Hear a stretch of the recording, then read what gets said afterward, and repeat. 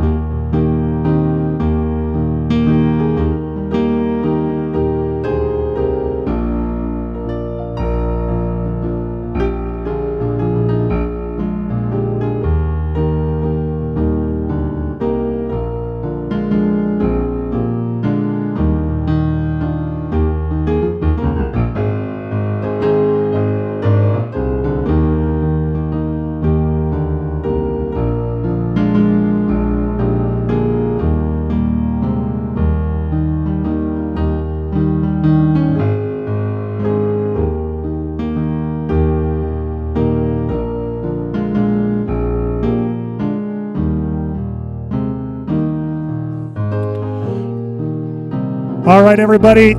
You know we're going to do this lucky duck thing later. I hear there's only 3 bags of ducks. 3 bags of ducks left. So shout out if you want to get in this bad boy, because it is heads or tails the best thing you've done all week.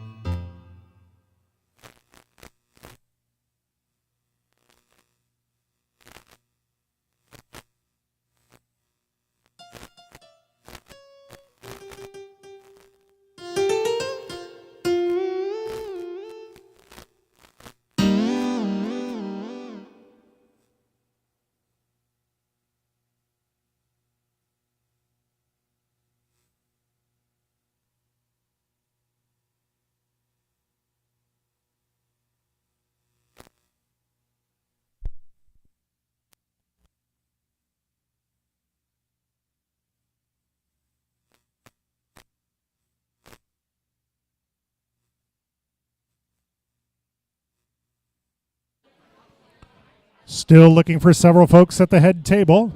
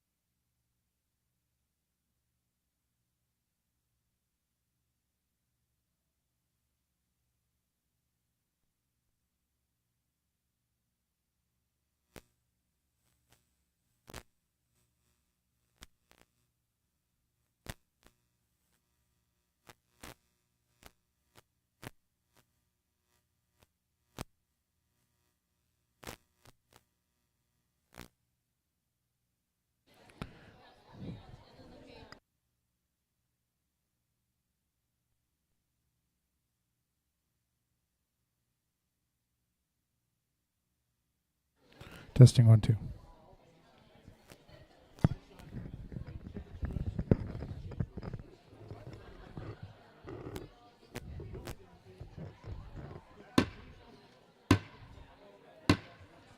The 2026 Banquet of the National Federation of the Blind of Nebraska Convention is in order.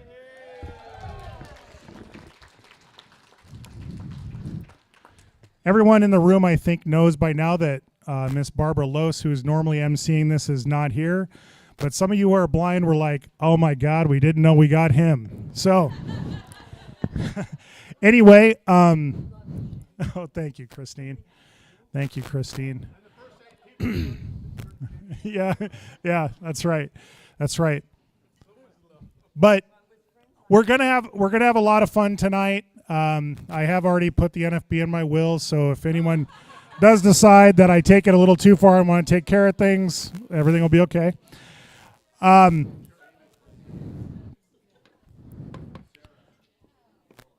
in all seriousness,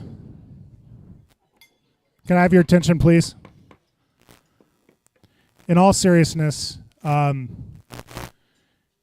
have not yet ever attended a state convention of the National Federation of the Blind of Nebraska, and I think this is like my 33rd or 34th in a row, even though I'm only 29 years old.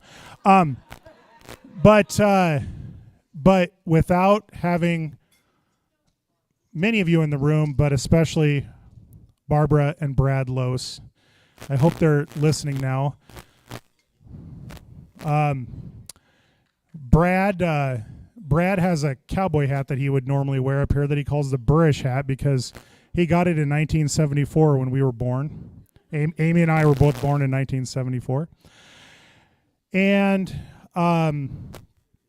one of the first events that I remember sitting out in the crowd like you all are, as Barbara was at the head table giving a speech, she talked about reflecting the flame, a concept that was put forward by Dr. Jernigan that she was then relaying to us, and she taught us all how to light candles that night. And I thought about doing that, but I thought, I hope I'm only a stand-in and that Barbara Lose is here to do it again next year. So that seemed a bit premature. Barbara and I exchanged texts about this. She was so supportive, as she and Brad always have been, of Amy and I and all of us in the room, really. When she found out I was going to be emceeing this, and I told her that I plan to give the job back to her if she's able. And so that's the plan. But I just want them to know, if they're listening in Lincoln, that concept of reflecting the flame, which is all about the light that we present and how we teach non-visual techniques to each other and spread them out, that gave me the confidence to light birthday candles on my children's cakes, or Christmas candles, or eventually my friend, I'll use that loosely, Jeremy Ritchie, over here, eventually came over and helped me get the confidence to strike a match and light my own fire pit that I now enjoy as a hobby. And so we spread those things on, and the idea is that many people find blindness to be something about darkness, and they say, wow, if you had a light like a Barbara Los, you wouldn't even be able to see it. And yet we know that that light is there and that it emanates and it can reach all the way from Kearney to Lincoln. And so we just want to say that I'm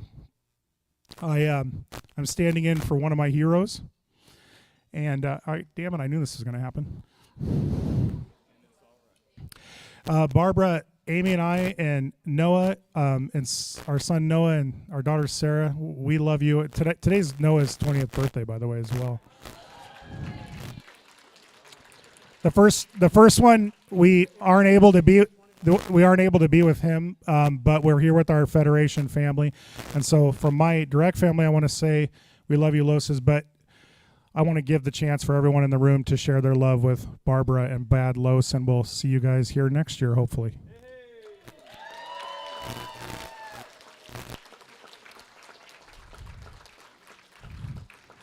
I looked at a few do's and don'ts on what to do at the banquet, and one of them was to never bring it down. And so I hope that didn't do that, because Barbara, you've been such an inspiration to us all that you uplift us. And so I wasn't trying to do that either.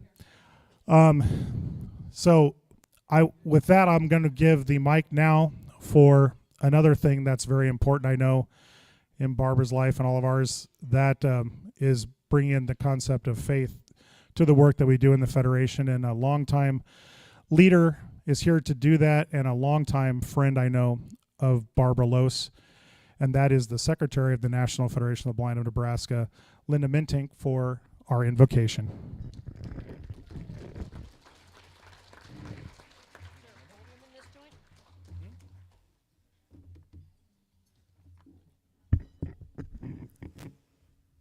Nothing like hitting my head on the mic.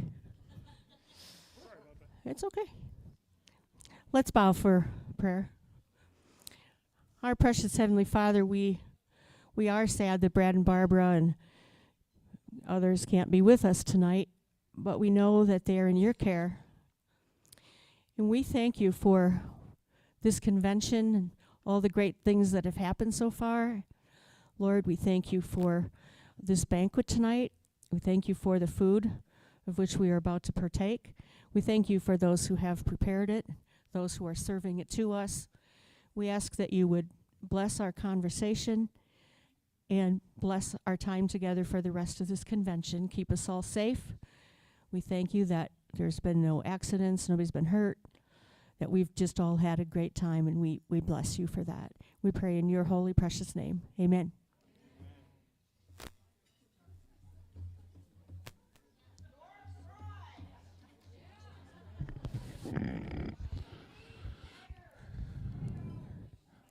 All right, Reed Eggers, $30. Wow. Maybe I shouldn't have given you the cup, dude. Maybe I shouldn't have given you the cup. Anyway, we're going to have a lot of fun festivities tonight. Hopefully a lot of you got in the Lucky Ducks thing. We'll be explaining that in a little bit. We have a tremendous banquet address coming up from our national rep. Awards, scholarships, probably some raffle drawings, all kinds of things. But for now, I'm going to let you continue to, I think everyone's still enjoying their salads. Now, coming from me, that is an oxymoron. You cannot enjoy a salad, but if it is possible, you guys feel free to go ahead and do that from now, and you'll hear back from us in just a little bit for the Lucky Ducks.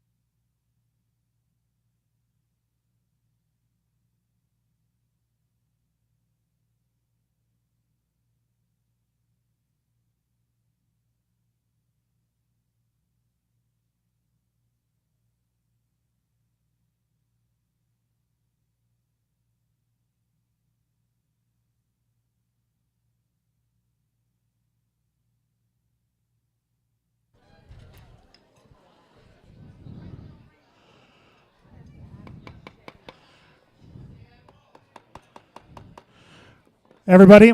I think the entrees are starting to roll out. At least they have up here. But I wanted to tell everybody about a small miracle that has happened. It's unbelievable. In the process, no, I did not eat a salad. The head table thinks I ate a salad. No.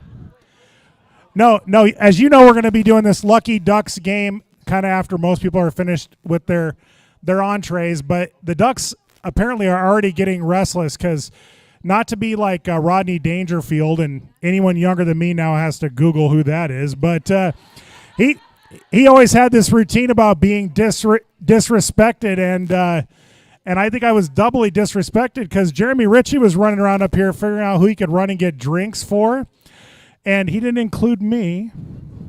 I know, but it gets worse. So he gets back to the cash bar. He puts in the order, and one of our lucky ducks walks up and says, "Hey, put it on my bill." So it's unreal. It's unreal. I know it was a bad joke. I don't even like puns myself. So, but anyway, enjoy your meal, and we'll be back with Lucky Ducks shortly.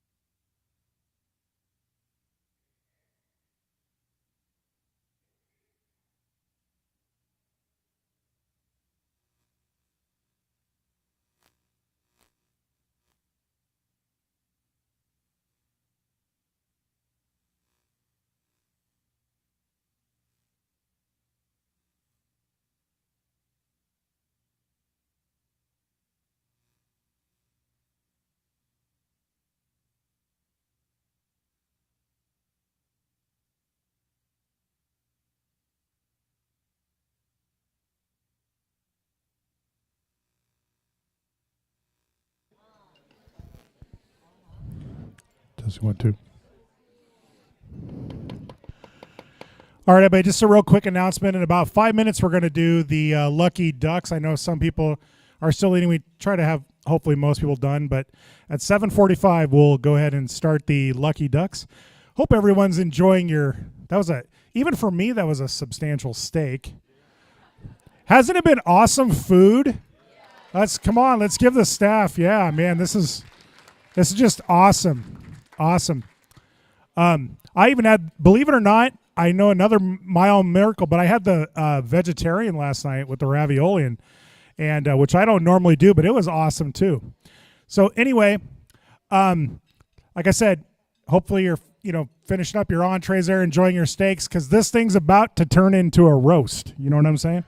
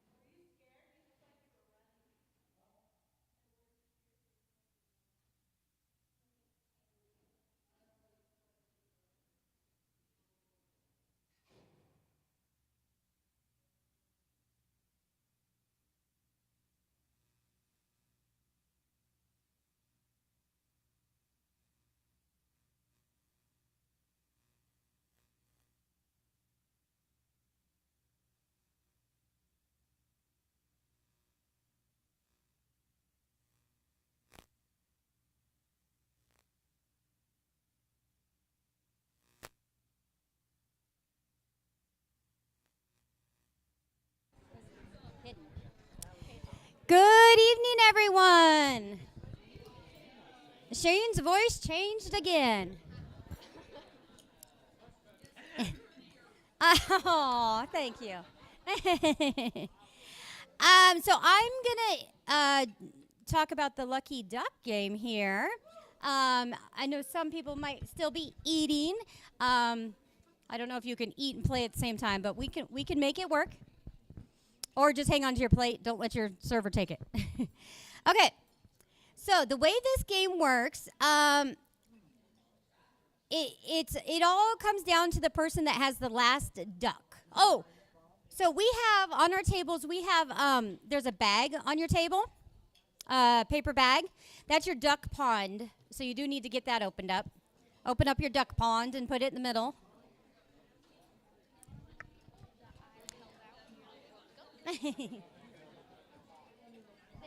Yep. You should have a duck pond. Yeah.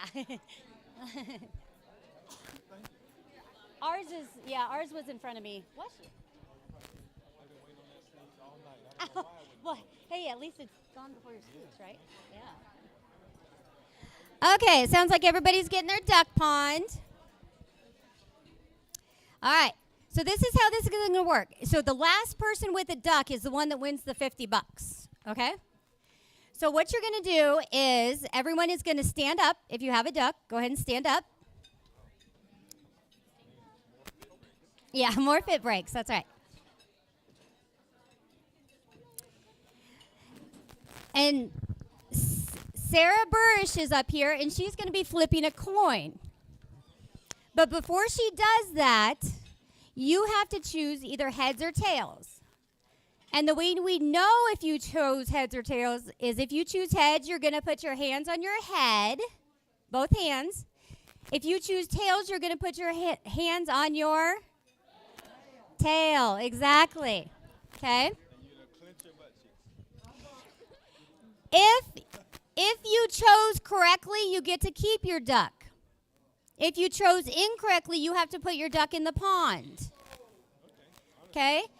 Now, once your ducks are gone, you sit back down. You're out. And so the last person with a duck is the one that wins the $50. Okay? So I'm going to hand the mic over to Sarah here, and we will get started. Do you want it in there? What? The mic. You can put it back in there if you want.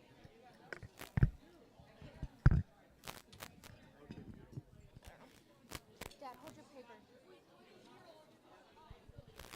Heads or tails?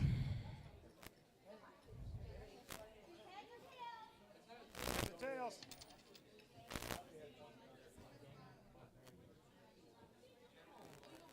Tails.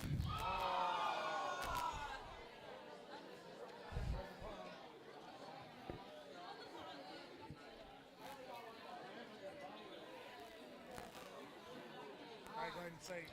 Okay, heads or tails?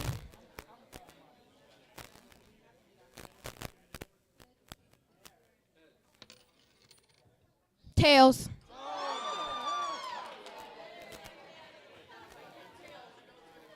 Do we have to play each round? Yes.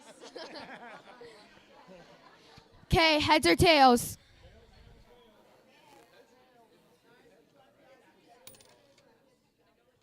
Tails. Let me see that coin. Heads or tails? Oh, wait. Okay. Yeah, give him the bits. I know. You're doing good. Oh my gosh. Heads. You fixed it. Heads or tails? Me out of watch. Why? At all. I've lost 3 out of 4 already. Heads.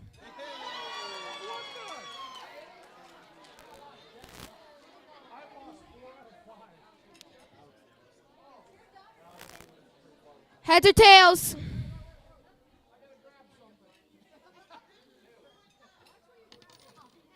Heads.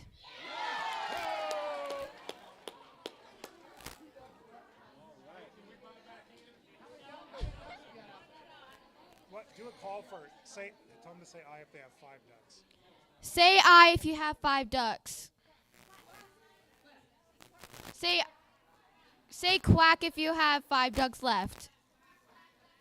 Do all of them. 4, 3,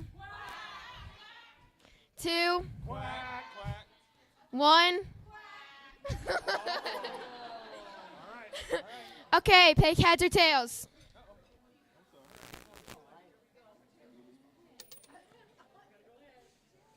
Tails. I swear she looks at what I have and then does the opposite. I don't even look at you. Okay, heads or tails. Oh my gosh.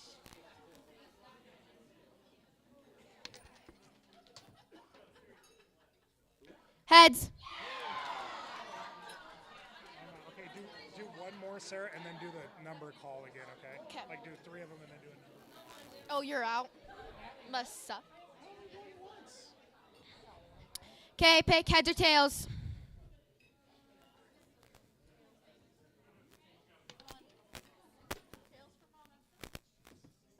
Tails. I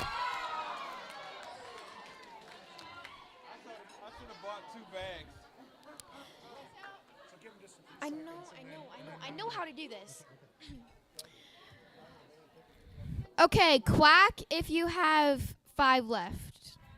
Wow. 4, 3, 2, 1. Quack. Okay, quack if you have 0. Why they know how to embarrass us, okay. Okay, pick heads or tails. Anyone have 6?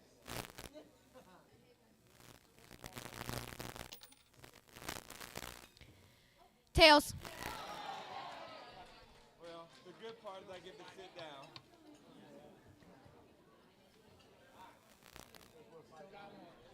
Okay, pick heads or tails.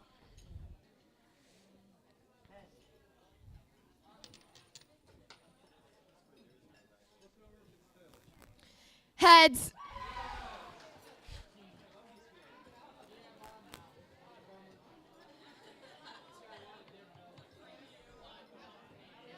We'll do one more and then we'll do Okay. Pick heads or tails.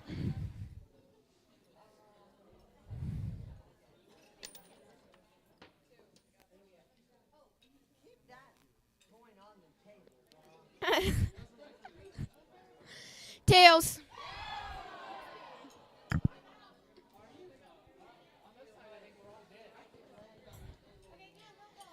Okay, quack if you have 5.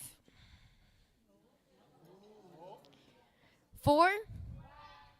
Okay, a lot of you, or some of you. 3. 2. 1. Wow. Okay. Okay, pick heads or tails. Pick wisely.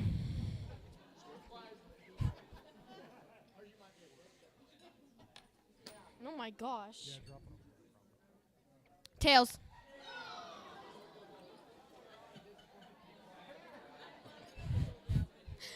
Okay.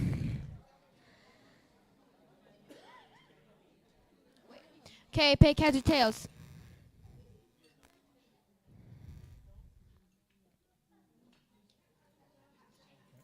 Tails.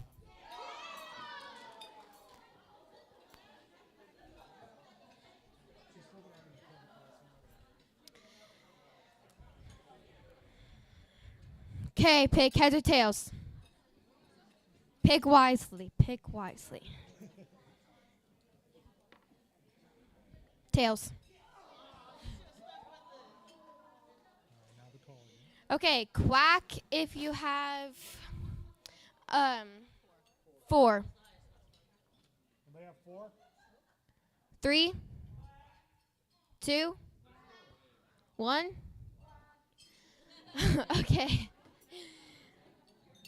Okay, pick heads or tails. Okay.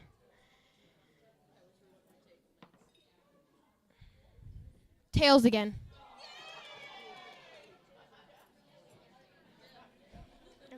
from the podium again.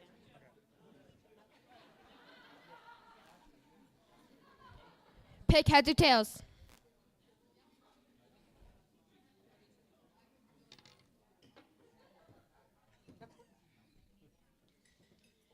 Sorry for those who picked heads. It was tails.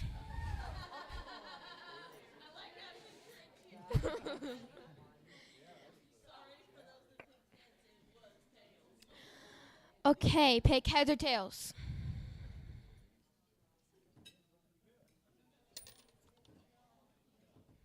Tails again. Gosh. Okay, quack if you have 3 left. 2, 1. Okay.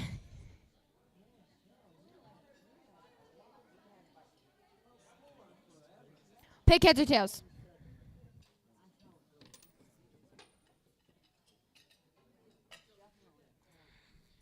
Tails. This is crazy.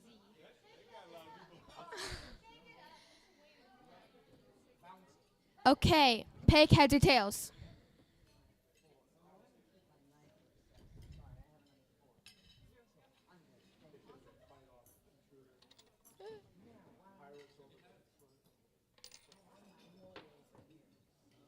Heads.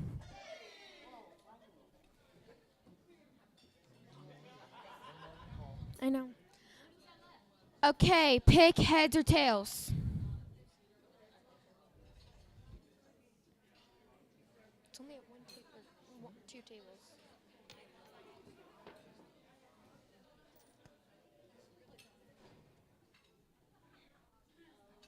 Tails. 2 left.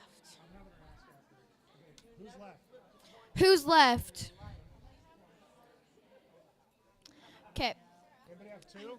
Who has 2? 1. Okay.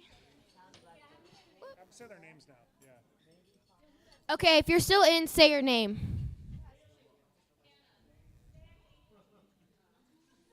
So Hannah has 2? Yes. Okay. Pick heads or tails.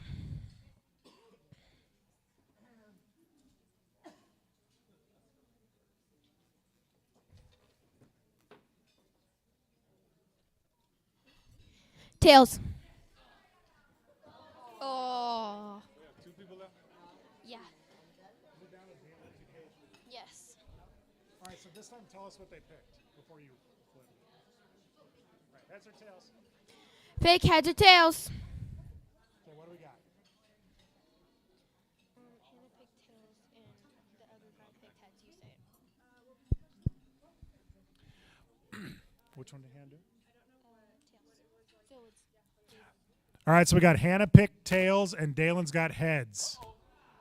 Okay. okay. Let's see.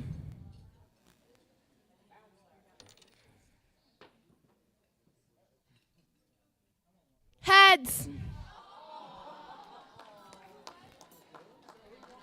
No, I think Hannah's still in, right? Is Hannah still in?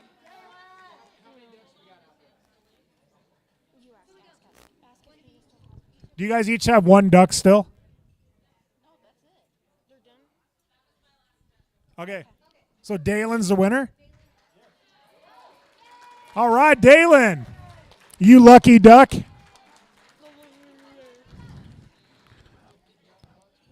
All right. You want to say something?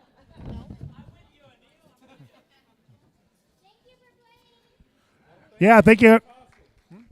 Thank you for playing.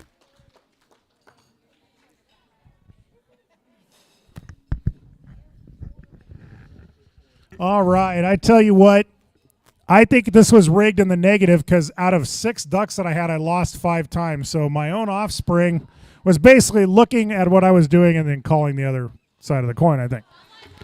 But, yeah. Anyway, that's always fun and a quirky little tradition that we do here. But thank you for helping raise funds for the National Federation of the Blind of Nebraska and bringing a little fun to the banquet. All right.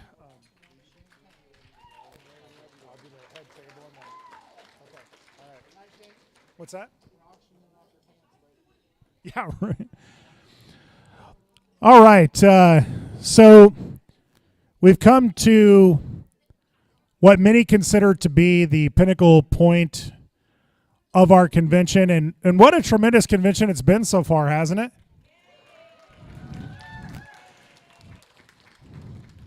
New note takers coming out and all kinds of speakers, people coming back home. It's just been awesome. So we're about to have the address from our national rep, and I'm going to introduce him in a minute, but along with that, the entire head table. Because I know many of you have been wondering, all through your steak and your dessert, who the heck are the dignitaries actually sitting up there?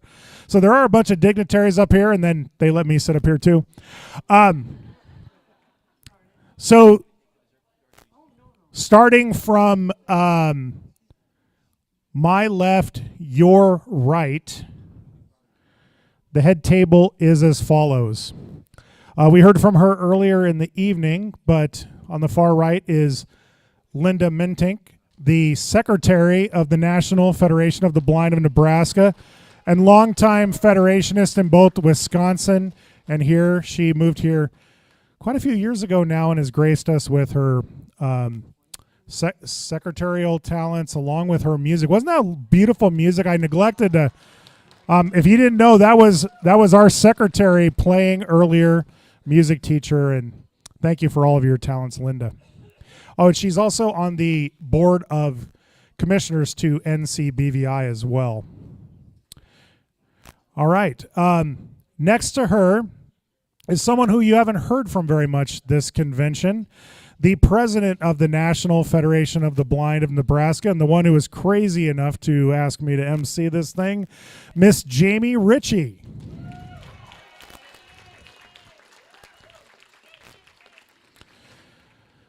Next to her, because they decided to sit by one another this evening, is the first man of the affiliate of the National Federation of the Blind of Nebraska,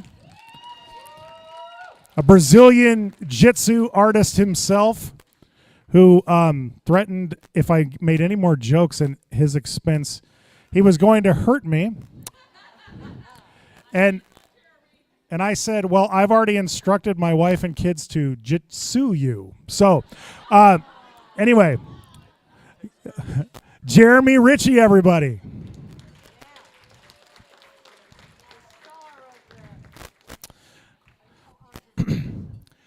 Next to Jeremy is definitely a dignitary, my better half, the immediate past president of the National Federation of the Blind of Nebraska and former member of the board of directors, which Jamie is now on also the national board of directors for the National Federation of the Blind.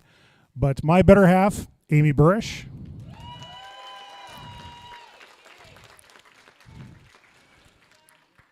I am then, of course, sitting next to her, the MC of this whole affair, Shane Burish. I'm going to, that takes you to that right side from your perspective of the podium. Skipping over to the other side, I'm going to skip the next individual because I'm going to come back to them in a bit. So after that said person is the first vice president of the National Federation of the Blind of Nebraska, and someone I have known all these many years that I have come to state conventions, because she was in law school when we first joined this outfit, and we all formed a student division together, Miss Christine Boone.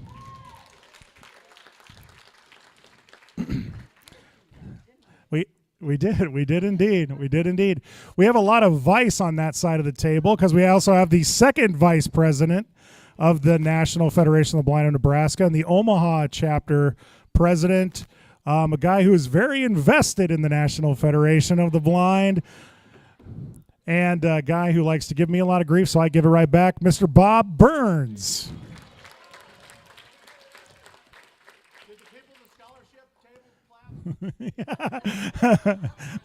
Yeah, they better have. All right, next to Bob is a treasure and a treasurer. Now, I did not. You never should get up here and not clear your facts first. But if memory serves, and it's starting to serve me less and less, the treasurer of the National Federation of the Blind of Nebraska has been serving in that position since 1988, I believe. So when I was in the eighth grade, I did not know she was in that position, but I wish I would have, because I would have known how much I would grow to love and admire Miss Cheryl Livingston.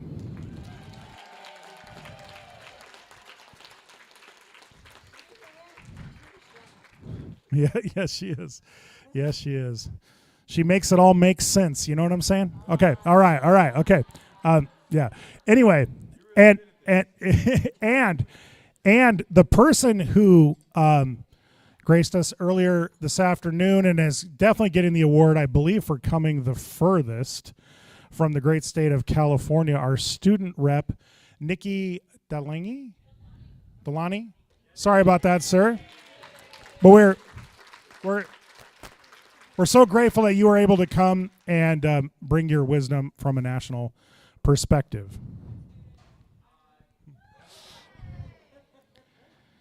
And speaking of bringing us wisdom from a national perspective, I'll now come back to the gentleman to my right, who I don't know exactly how long we've known each other, but we've got to know each other over the years as my wife and he served together on the board of directors of the National Federation of the Blind.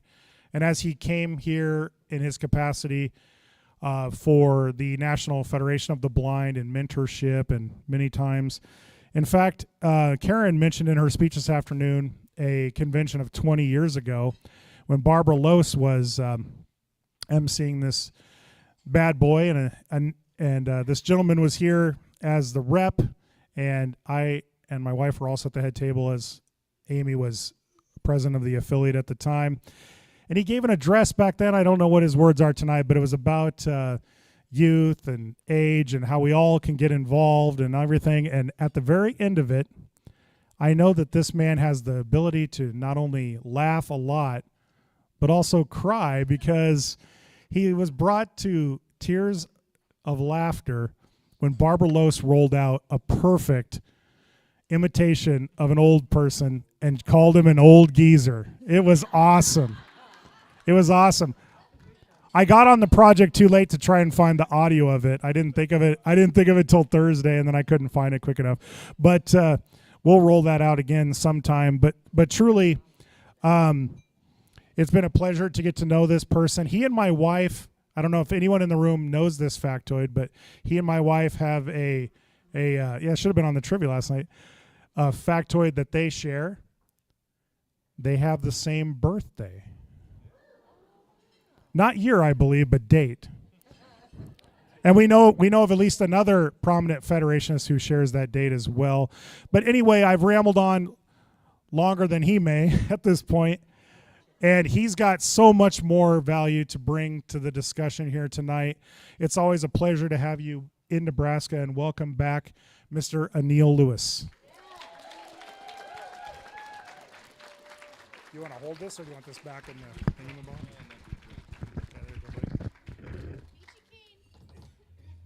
Why do you guys keep stopping? All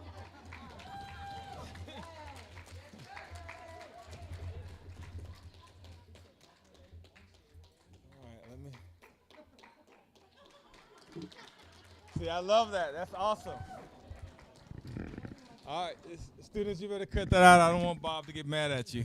So, how's that? You guys got me? We're okay here? Beautiful. Shane Burrs, ladies and gentlemen, doing a great job, MC. I want to tell you guys, I got down here around 6, And I came and I sat here at the head table, and I love that. I love being able to interact with everyone, but I love being able to sit and watch and observe. And I said this in the senior meeting. One of the reasons I love the conventions is because it's when you can really feel just normal, right? You're not on display. But it reminded me of a little phrase that Dr. Maurer used to use. So let me see if I can do it justice. Many people will see a room full of blind people and they say, "Oh my, a room full of blind people. What are we going to do?" And we as Federationists see a room full of blind people and say, "Oh my, a room full of blind people. What are we going to do?"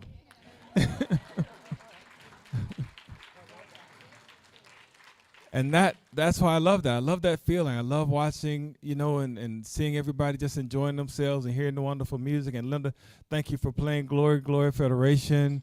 All that, that just gets me. I really hope that I can do this justice. This still makes me nervous when I get up in front of the crowd for this particular reason.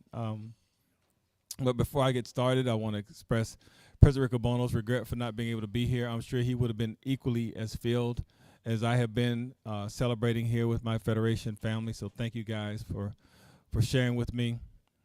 I love the work that Jamie is doing. And let me say very honestly, I love the fact that it's not just Jamie. Jamie and Jeremy are a wonderful couple.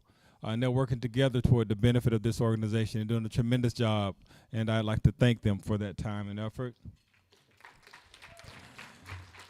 I'd also like to thank Amy and Shane for the work they did in leading up to this, because it's much easier when we're building on a solid foundation, and they are equally supportive of one another. And even beyond that, Barbara and Brad Lose. I'm looking at this because I see all these strong women being supported by these corny men. Come on, let's be honest. They all married up, right? All these guys married up, didn't and I'm glad that they're admitting it. But I love the way that each of them, they support their wives with humor and real compassion, and I appreciate that. It's really heartwarming. They support one another. And I'd be remiss if I didn't talk about another individual here that has done a lot in building this, and that's Carlos Savant. Yeah. Carlos, of course, he's not a strong woman. But I met his wife, and she is a phenomenal lady, and he also married up. I don't know. You guys are so lucky here in Nebraska. I'm going to have to move to Nebraska if I try to do this again. But I do love the fact that you guys have real strong power couples here that have continued to support and grow this organization, and they truly do reflect the fact that we are truly stronger together. I'd be remiss if I didn't express my appreciation for my colleague, Ms. Karen Anderson, joining me for this. I know, yeah, absolutely. This is home for her. I really was moved by her presentation. I hadn't heard her story before, and it was just so wonderful that she felt comfortable enough to be so vulnerable in front of all of you, and I think that's what's important. And I would definitely be remiss if I didn't just go ahead and rat these two people out. I mean, I came here and they're just harassing me. Audrey's trying to get all of my money from chocolates. And then And then Libby comes as the enforcer. I just got to tell. So I'm sitting there, and I'm just minding my own business, and then I hear a fundraiser for the students, and I want to support the students. So you're buying some chocolates. Okay, I'll buy some chocolates. And I pulled out a bill, which I really did honestly think was a $20 bill. And then Libby not hands me, but holds out the box of chocolates and let me touch it. But she refused to let it go.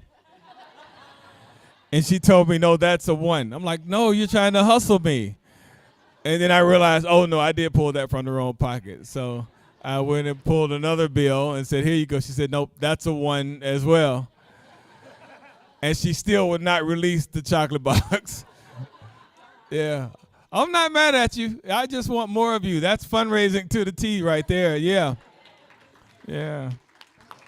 So I appreciate that, even though I haven't won a door prize and, didn't win the duck thing. Okay, enough of that. I just want you guys to know that I am filled with hope, energy, and love by participating in the National Federation of the Blind. My expectations are raised. My contribution make a difference to myself and to others, and I can share the accomplishments of my dreams with my Federation family. That's why I'm here. Yeah. So I've said that we're working on the Blind Unbound, and we're looking for these stories, and mine is only one of many stories, and I'm going to share it with you. I was concerned about whether I have shared this with you before, but I know that through the years I've gotten also very comfortable in sharing in a real, more authentic way. I hope this resonates well with you, but we'll see what goes on. I may have shared this story before, but I like starting with it because it gets me into a nice, comfortable rhythm. You guys may have heard about it, you know, blind guy walking around, doesn't have the best mobility skills. They're working on the roads like they are back in Omaha, and he falls into a hole. Now, if you've heard this story, don't ruin it for everybody else. And you won't be able to ruin it because I put a whole big twist on it anyway, but try your best. But while he's in this hole, it's too deep, he can't get out, and a member of the clergy comes by, looks over and said, "Oh, wow, you're stuck in that hole." Yeah, big whoop. So the member of the clergy prays for him and walks away. Then, shortly after that, a doctor comes by and looks down and sees him. "Oh, wow, you must have really hurt yourself." Doctor writes out a quick prescription for some pain meds, throws it down the hole, and say, "Good luck." Then a lawyer comes by, looking, very concerned, and recognizes that, "Wow, young man, you have a lawsuit ready to happen. Here's my business card. Call me when you get out of that hole." I mean, we've all been there, right? We got the clergy when we go to those faith communities that don't really understand that we can be contributing members, and all they want to do is pray for us for healing or use us as their benevolent way of getting into heaven. So it's very difficult. We've been to doctors who recognize that whatever caused our blindness is something that's beyond their capacity to address, or doctors look at us as broken individuals that need to be fixed, and they don't have anything else for us to do. They may write a prescription, but that's about as good as it gets. And we've been around lawyers who look at us as a payday. That's especially now with all the drive-by lawsuits, et cetera. That's not moving us to a place where we want to be fully participating members of society. I'm going to come back to this story. I'm going to go ahead and tell you my story. So many of you know that I'm the product of a single mom, only because my dad passed when I was 6 years old. I have an older brother, older sister. Well, I had an older brother who passed away. Older sister and a baby sister. My brother and I were both diagnosed educably mentally retarded. Yeah, I think they were doing a lot with black boys in those days, giving them that label. But interestingly enough, what happened is, let's see, 3rd grade is when you mandatory have to take the Iowa test of basic skills back in the day. And these educably mentally retarded young black men were testing in the 3rd grade at the 7th grade level in mathematics, and they had to reframe that label. And then they said, "Oh, gifted," which was more disabling than the first label, I'm going to tell you. But that's a whole different story. But it wasn't that we had I do have a little bit of a developmental delay. I just cope with it. But my brother just couldn't see the board. That was why he wasn't able to perform academically. Because I know when we would do our homework, because I could see back then, I would be sitting doing my math, and I'd be like, this times this plus this minus this, and he'd be like 7.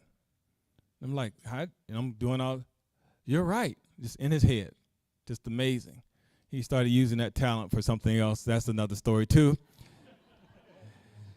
But we progressed through life, right? My brother went blind. My sister also lost her sight. They both ended up working at a shelter workshop for sub-minimum wage.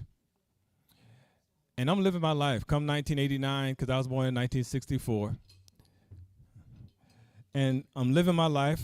I'm on a VP track at the local savings and loan. I'm working on my degree at Georgia State University, and I have my Mustang convertible, my chick magnet. Yeah, I'm living the life. And I went to work on Friday, feeling fine. Saturday, hung out with some friends. Monday morning, I went in and I could no longer read my computer screen. The retinitis pigmentosa, which was supposed to be a slow, progressive deterioration of my vision as it was for my brother and sister, took a significant amount of my vision over the weekend where I could no longer read. That was transformative. I almost gave up.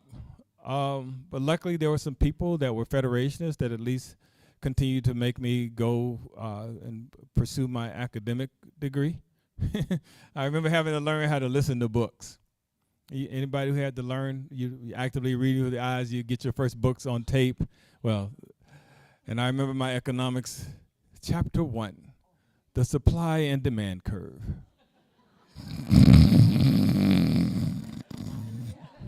Chapter 13. You don't learn that way. Yeah, it was a big learning process, but I did it. And because I did it, society started giving me all of this false validation, right? I just achieved like an average student, and sometimes it wasn't even average. But because I could get up and walk and talk and dress myself, I was amazing. And I believed it. Man, I was so full of myself, it was ridiculous, yeah. And they continued to feed it to me, right? The community rehabilitation program that taught me Braille, and they didn't have Access Tech at the time, taught me O&M. After 3 months of training, they hired me as their Braille instructor.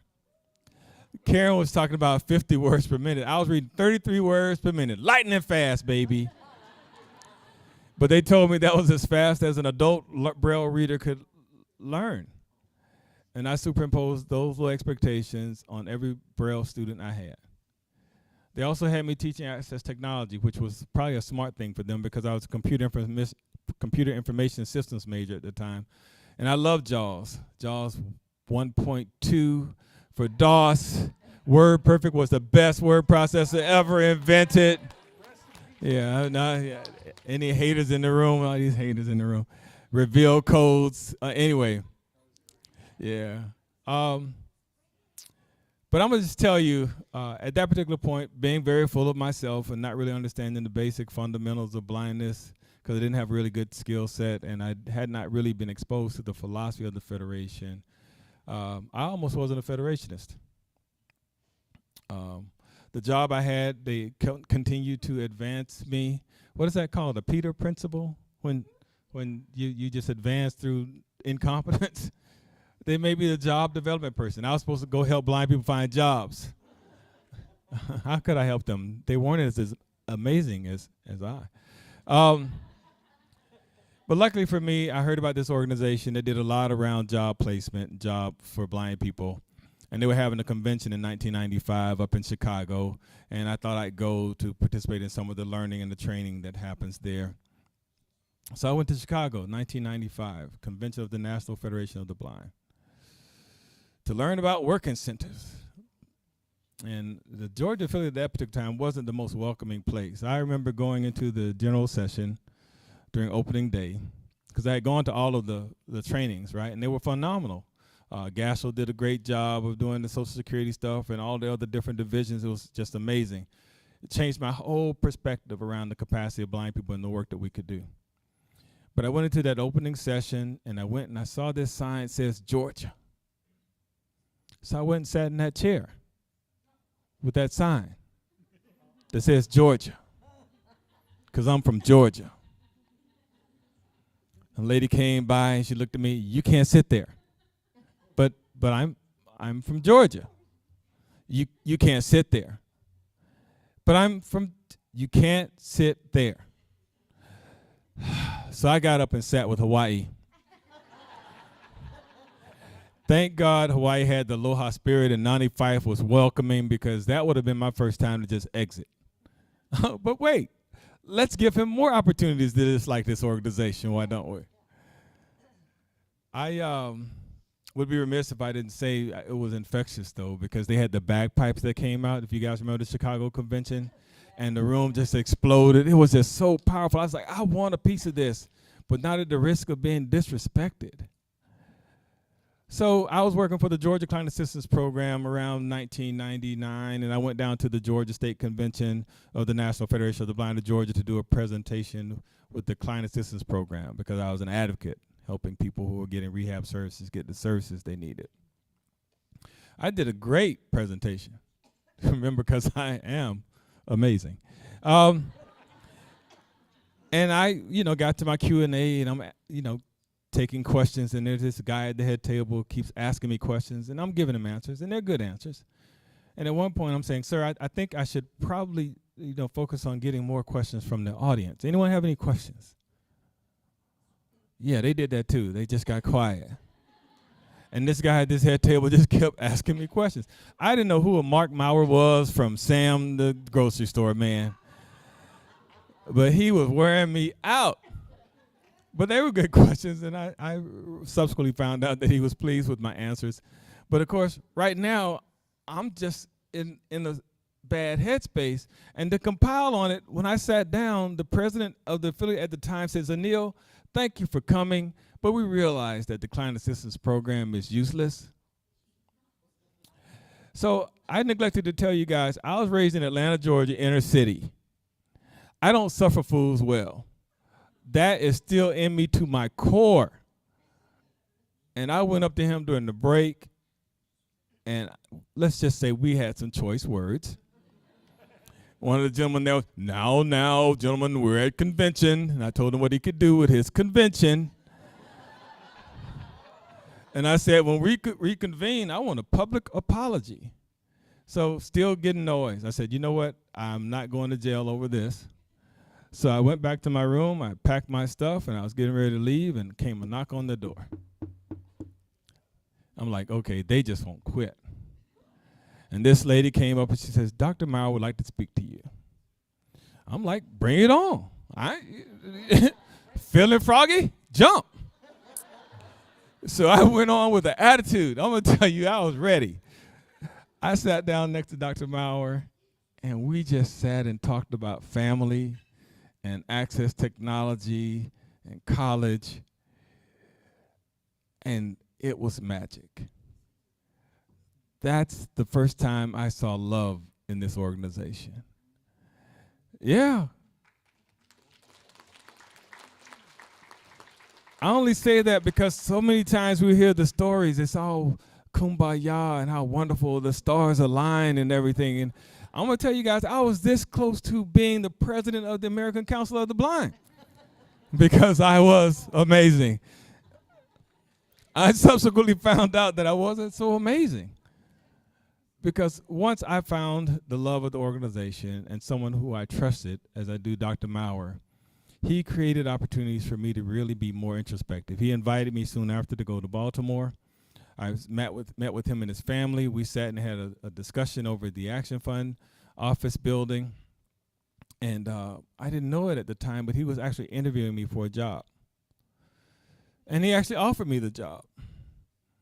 I just wasn't able to take it at the time. I'll tell you why. But after I went back home, I got a subsequent invitation from Dr. Maurer. He says, if you can't come to work, at least come to this leadership seminar. So in 1999, I went to the leadership seminar, the presidential leadership seminar. Anybody been at a presidential leadership seminar? Yeah. What was the name of your leadership seminar? Say it. Okay, all really good. Yeah. 3 Strikes was the best, though. 3 Strikes seminar, best seminar we've ever had in this organization. I sat there, and there was this young kid from Wisconsin there, getting his master's degree and everything, and we were talking about what it takes to be a leader in the organization, and Dr. Maurer, goes down this whole list of things, and I turned to this young man, and I say, he's talking about you. That was Mark Riccobono, my best friend sitting up there next to me. We met each other for the first time there, but we were very much on parallel tracks. He was the president of Wisconsin. I was soon later elected president of Georgia. We stayed in touch, very limited, but when he came to work for the national office, we got to work more and more with the U-Slam stuff. And then when I went to work at the national office, we were boys. He's just a great man. I can't say enough about him. But Mark and our friendship has bloomed. I love the family. I'm the godfather to all 3 of their children. And I don't have a relationship like that with anyone else. So this is why I wasn't able to take the job at the National Center when Dr. Maurer offered. So I had recently gotten married, and unfortunately, it wasn't working out. And to complicate situations, we had a 1-year-old son. So well, you know how it gets. You get real ugly, right? You know, she calls me, says ugly stuff. I hang up on her. I call her back, say ugly stuff, and she hangs up on me. And one time she called me and she says, "And who do you think is going to give a baby to a blind man anyway?" Can't hang up. Can't move. Can't think. Because she's right. She's right. So who do I turn to? Dr. Maurer. I called Dr. Maurer. I don't know why, but I did. And he stayed on the phone. He listened to me about 45 minutes, maybe an hour. And yeah, he listened. And when I was done, he did 2 things. One, he reassured me that if we had to go to court and had to fight for custody, because she just wasn't in a good space, she was fighting demons at the time. He says, the Federation will support you in any legal action that needs to take place. That was such a relief. Yeah. But even more importantly, he told me, he says, you know, there is an alternative. I'm like, what's that? He says, you 2 could act like adults and put your child first. He's playing talk. I love that. That's the only way you can talk to me. I don't get the nuance very well. So I did exactly that. I talked to her, explained to her she wasn't in a good place to be a custodial parent. And God bless, I got full custody of my son. Yeah.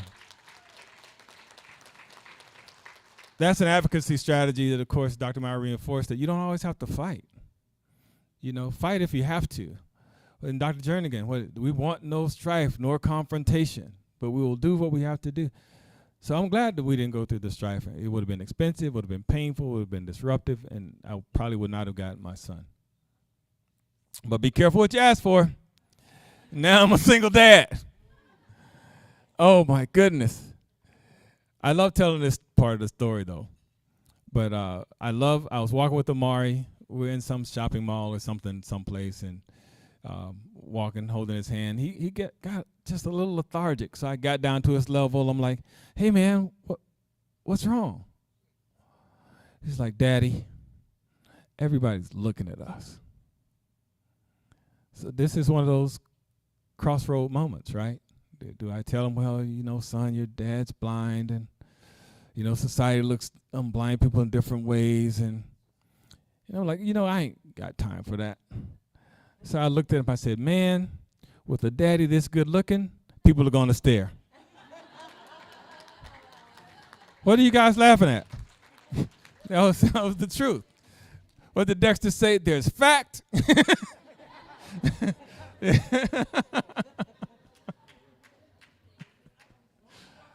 Yeah.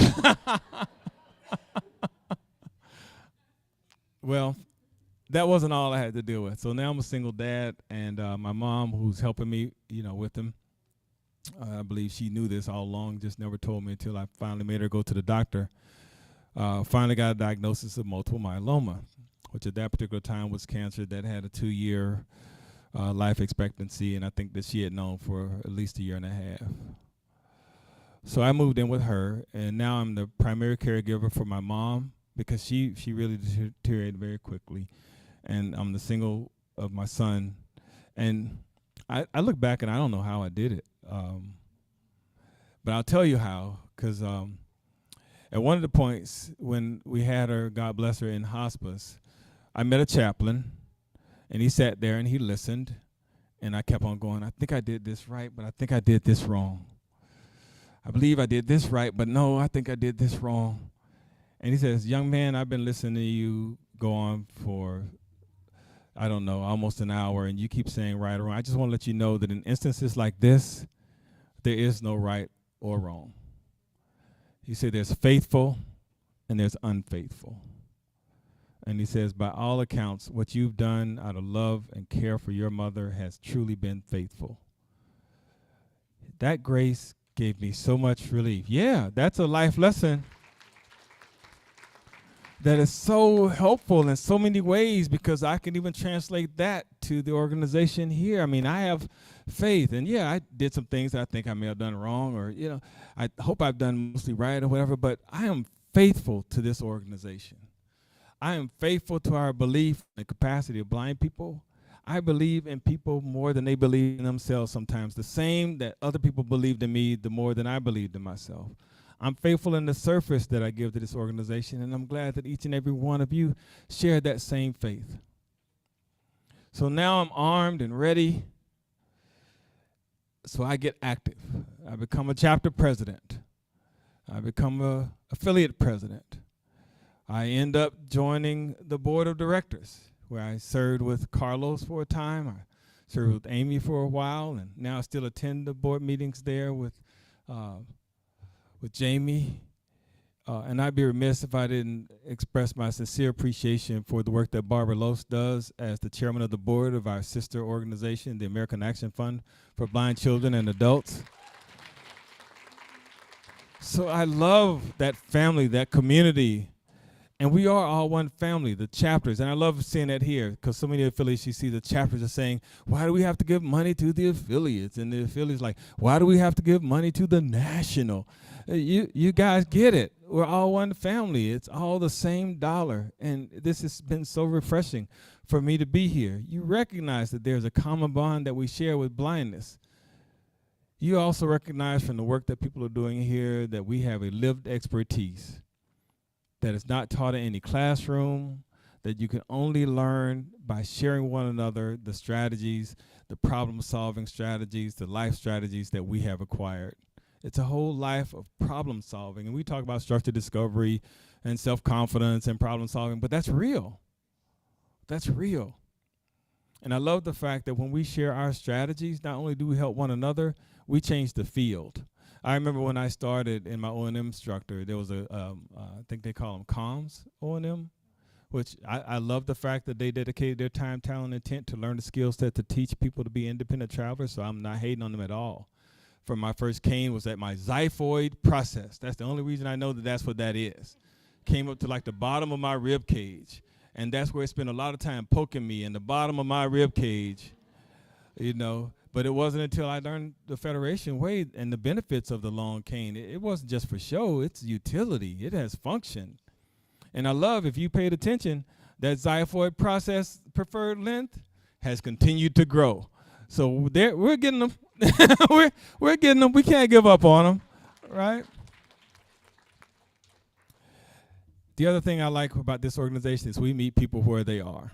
Right? Sure, we have high expectations, and sure, there are people, because I've been there, been on the radical side of independence, but for the most part, as an organization, we meet people where they are.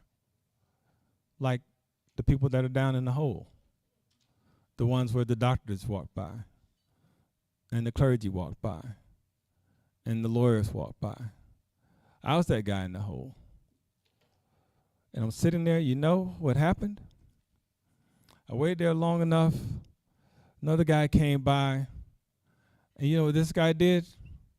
He jumped into the hole. Idiot. Now we're both stuck here in this hole. I don't care, Mr. Jacobus Timbrook. You're in this hole. Now how are we going to get out? Dr. Kenneth Jernigan. We're all stuck in this hole. How are you going to get us out of here? Dr. Mark Mauer. How are you going to this hole is getting full, Mr. Riccobono. And they have all looked at me and they've said, we know the way out. And many people have done that for you. They've jumped in that hole with you because they know the way out. Barbara, she knew the way out. Amy knew the way out. Carlos knew the way out. Jamie knows the way out. We know the way out. Do you guys remember where you were in the hole?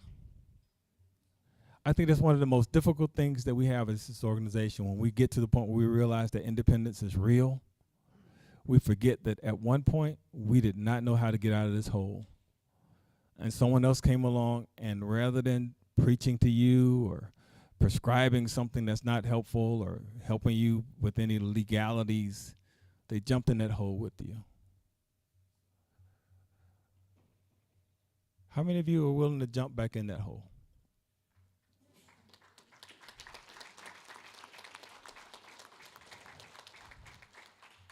And that's what bonds me to this organization, because we have a true belief in the capacity of blind people and willing to put our time, talent, intent toward helping others.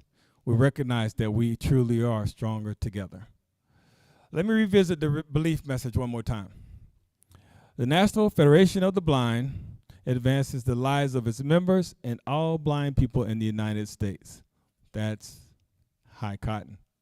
We know that blindness is not the characteristic that defines you or your future.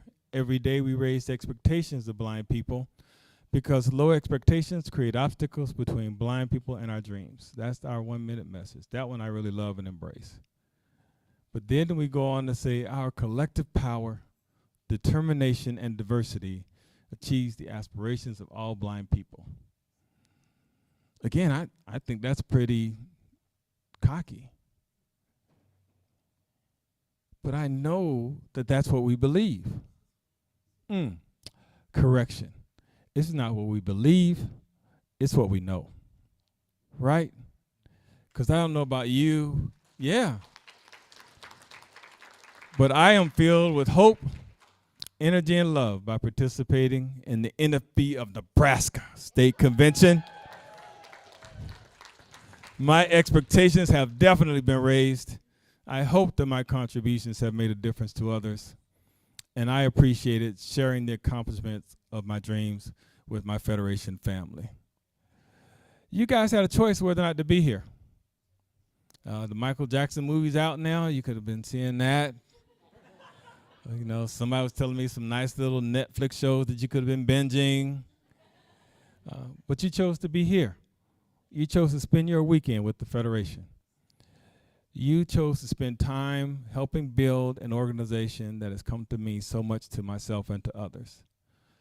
And for that, I can say without hesitation that I love each and every one of you. And in that spirit of love, let's go build the National Federation of the Blind.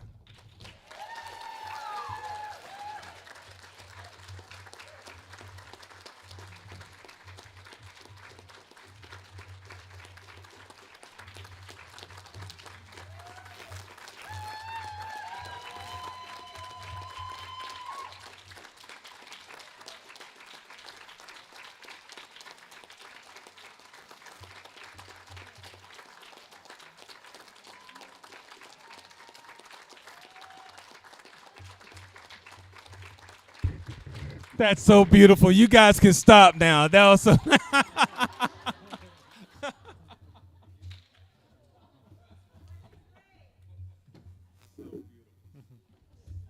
I have a door prize.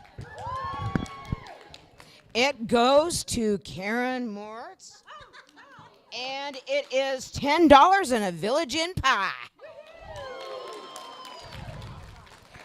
And I would really like to publicly thank every person who rounded up door prizes and double packed their suitcases with them and helped with that. Thank you.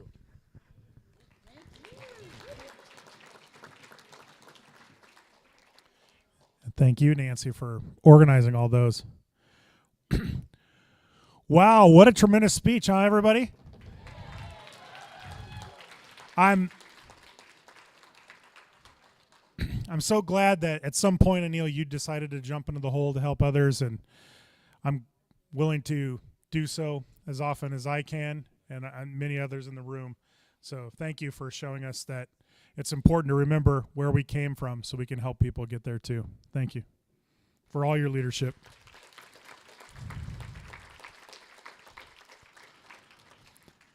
All right, we have a few other items to do this evening. Next,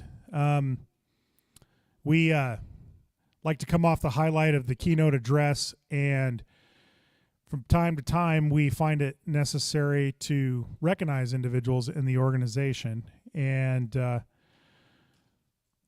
As I had documented earlier, I'm about to call the chair of the awards committee up to the podium for presentations. And as we said, Cheryl Livingston, who is chairing the committee, has been around long enough to know those who are worthy of being awarded in the organization. Everyone here contributes, as Anil said, but some do so in extraordinary ways, both internally and externally to the organization. And so for a presentation from the awards committee, here is its chairman, Cheryl Livingston.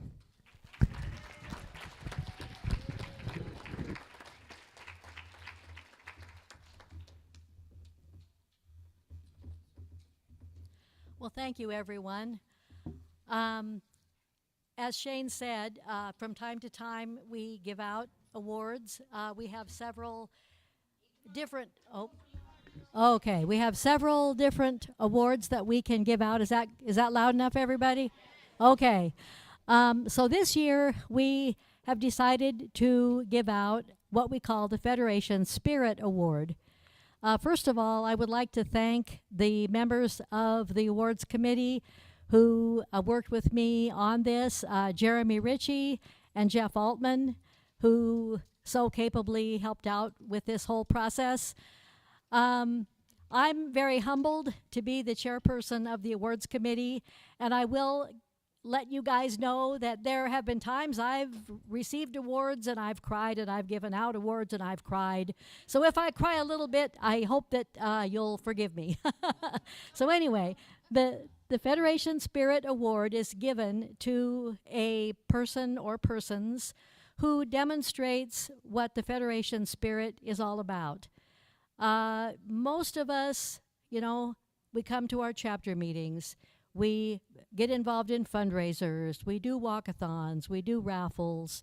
We serve coffee at a chapter meeting. We make, cookies for a bake sale or whatever. We just show up. Sometimes we just show up at things like state conventions, rallies, to the legislature when we're working on certain types of legislation.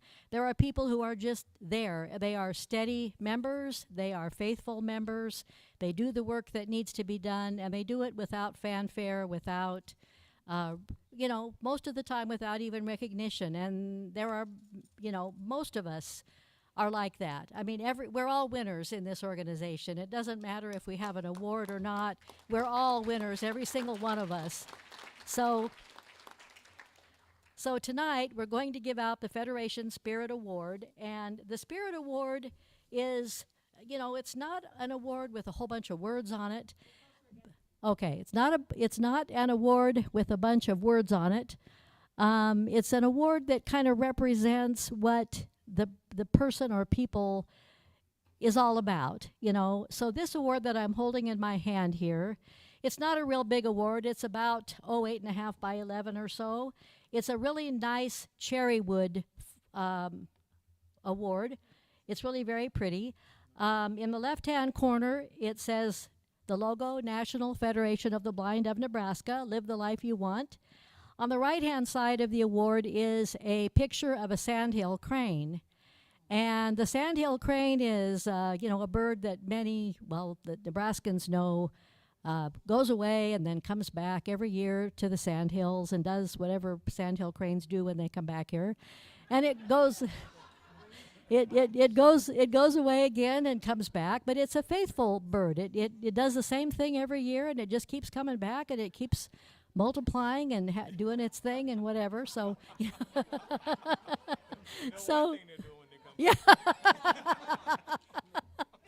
So tonight we're going to give this award to yeah, jumping in the hole. Not to We're going to give this award to not one but two people, and these people have attended chapter meetings, they've attended conventions, they've attended senior division meetings, they do fundraising, they are active in their local chapter. He is the treasurer of the Greater At-Large chapter, and she is a board member. So we are going to say National Federation of the Blind of Nebraska presents the Federation Spirit Award to Eli and Emily Sitters.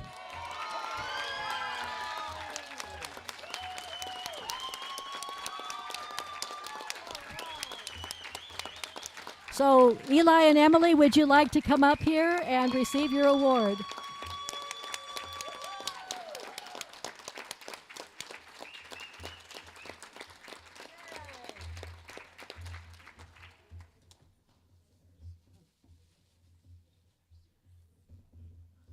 We'll just give them a minute or two to come on up.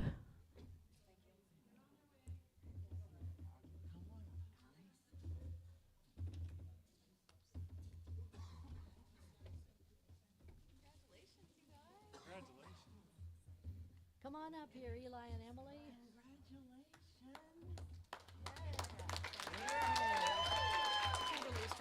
Here's your award. Thank you so much. You guys go ahead and if you'd like to say a few words.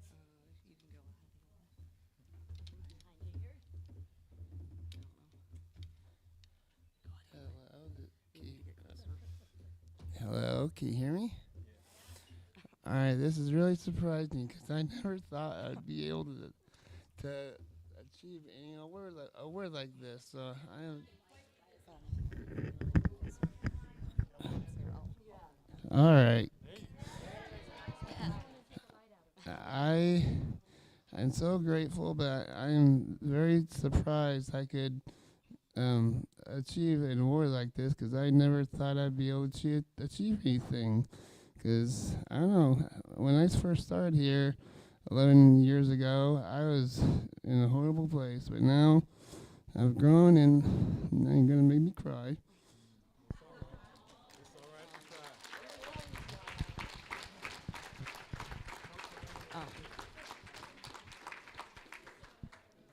This is Emily Sitters. I'm Eli Sitters' wife. Eli has been to about 11 of the National Federation of the Blind state conventions, and we've been to one national convention in New Orleans about 5 years ago together. And it has been so exciting meeting so many blind people. I only knew one other blind person before I met Eli, and she was from our church, and she had a guide dog when I was young. And I've learned so much, and it's been so exciting to meet so many blind people and see all the blind ways that you guys do things and be such a big part of all this. And it's been fun helping with fundraising and learning new stuff. And we're a part of the Greater At-Large chapter. Eli's the treasurer and I'm a board member. And we're a part of the Blind Parents group that started 1 year ago. With Lisa Grace is the president of Blind Parents. And Kimberly Sherbarth is the Greater At-Large chapter president, and we've also been a part of the senior meetings for about 3 years. And we're not seniors; we're in our 30s. Yeah, you're our mascot. And the At-Large chapter, how long have we been part of that? Like 7 years. We've been a part of the At-Large chapter group for about 7 years now. So this has been so amazing, and you guys are rocking. Yeah. Thank you so much. This is very special. Thank you so much. Thank you for me too. I really appreciate it. God bless you all.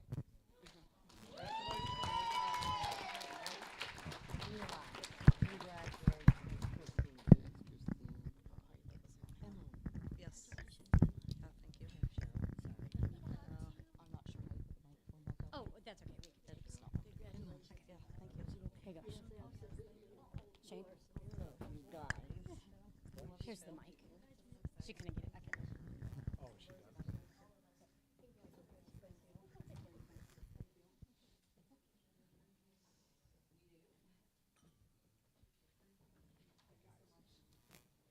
Thanks for letting us celebrate. Oh, thank you. Yes, Kimberly is drawing it. It is after Banquet, so anytime. Okay, I don't know when Kimberly's ready. Okay, all right. Okay. She's ready. All right, congratulations again, guys. Both to the committee and to the deserving award recipients. All right, so we're about to shift to the money portion of the program. Yeah. So, that's fine. Well, as you're getting ready for that, Nancy, that'd be great because we would like now to call up any chapters or divisions who want to draw their raffles during the banquet. This would be the time to do that, and then we'll be shifting to the scholarship program and ultimately PAC. So those are the things kind of left on our agenda. So those of you who would want to do any raffles here, but we'll do that between awards and scholarship. So as they begin to make their way forward, any raffles, go ahead, Nancy. Crystal Platt, are you here?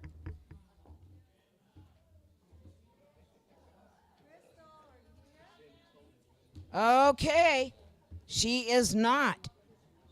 Zayden Huck, are you here? All right. You are getting a one-topping pizza from Pizza Hut and $10. Nice.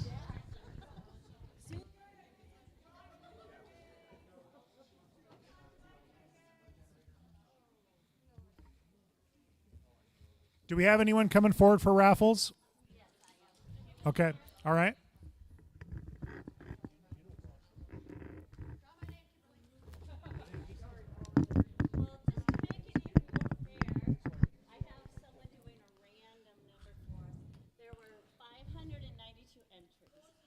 All right.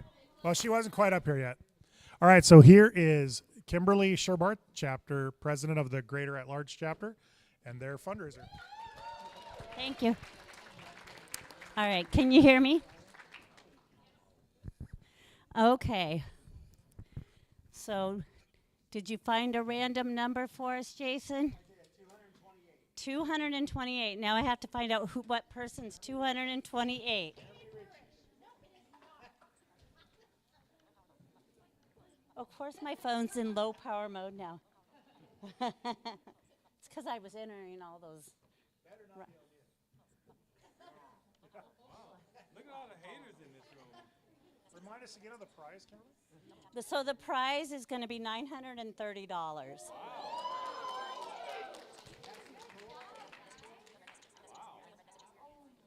That was awesome fundraising, guys. And let me tell you, Eli, Emily, and Monty, man, they were really going at it. Oh, in case you didn't hear, it was Eli, Emily, and Monty that were really competing with each other. And they are courageous people. They'll ask anybody. Multiple times was my experience.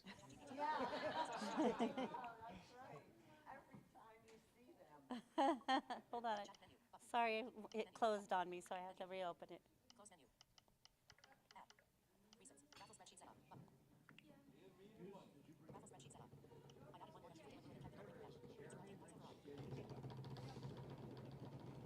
Oh, man. The pressure's building.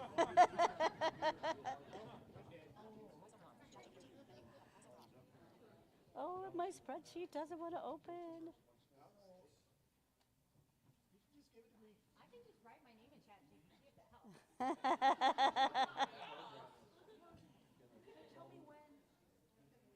Oh, no, it's not opening.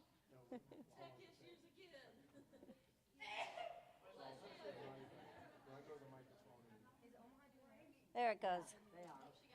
All right. So can you tell me 228, is that right? Okay. Okay.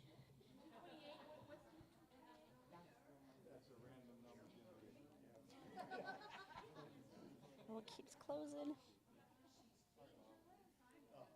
Sorry, I'm trying to get it opened. Now I've got to scroll down to 228.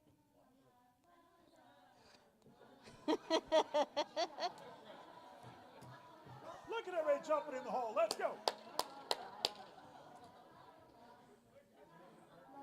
Hey, Jason, can I ask you to come and help me with this? I've got it open, but I had to turn off voiceover because it's not wanting to read this. It's pronounced Shane Burch. Oh, is that how it is? Find 228 and I the name will think be it says right beside. here Shane Burch is disqualified. He would have won, but he was disqualified. Yeah. That's really the smartphone.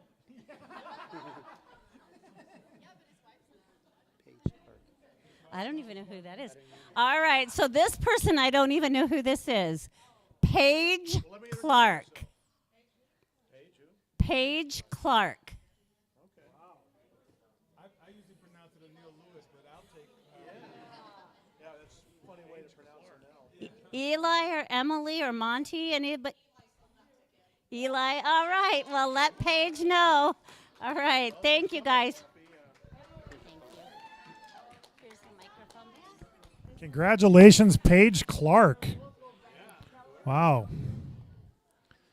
I wish I could take a page out of her book. Okay. Does the Omaha chapter also have some raffle? Elijah's even up here with his laptop, so let's. Oh, nice. Let's do it. Okay, here you go, Bob. Okay, so Elijah, do your magic, and so Omaha's raffling off $250, and Elijah's going to work his magic and tell us who won.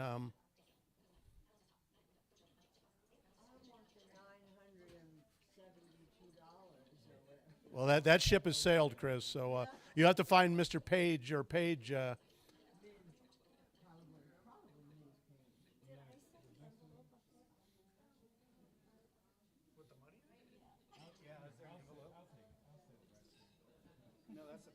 you did. The tension is rising. 10% finder's fee with that.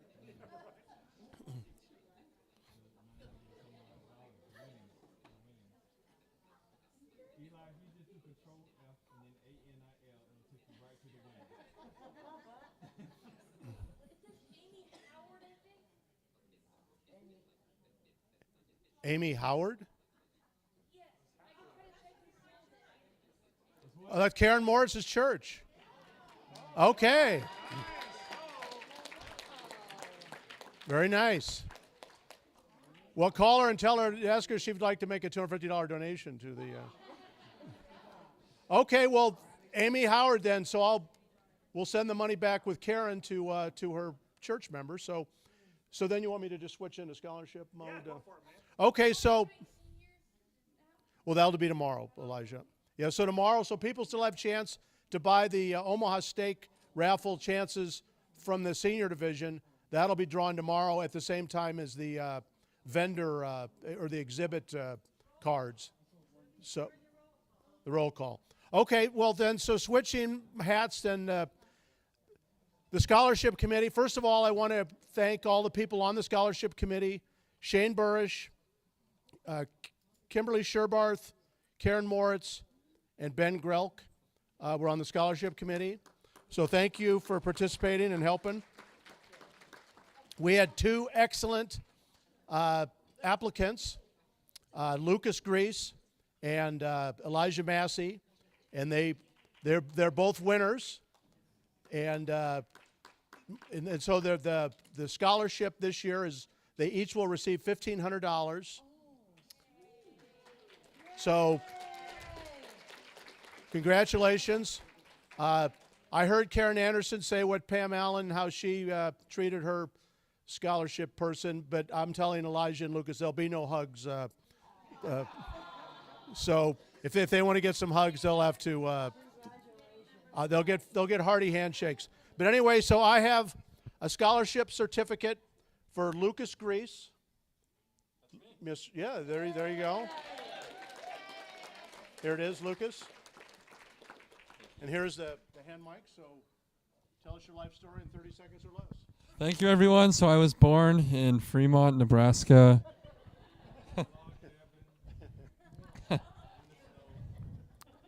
Thank you, everyone, for believing in me these last few years. And I'm really grateful to receive this scholarship. And the National Federation of the Blind has really changed my life and made me more confident and comfortable in being blind. So I'm really grateful for this opportunity, and thank you so much. Thank you, Lucas. And the second scholarship goes to Mr. Elijah Massey.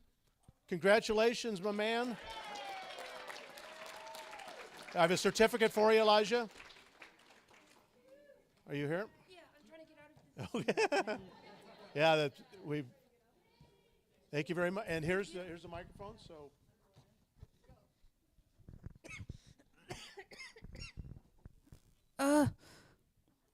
Okay. I mean, so I haven't been like a member of the NFB long, but like I've definitely enjoyed like coming to the convention and stuff, like meeting all the people here and just like the cool stuff I have and like everything like that. And like, I mean, I definitely really appreciate the scholarship, and that'll definitely be helpful when I go to UNL and Lincoln in August.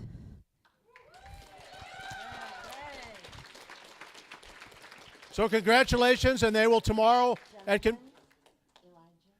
convention they'll receive their checks. So our future is bright. So we all need to be wearing sunglasses with these guys around. So Shane. Yes, sir. Thank you, sir. Well, thank goodness I have my metas on, Bob. Yes.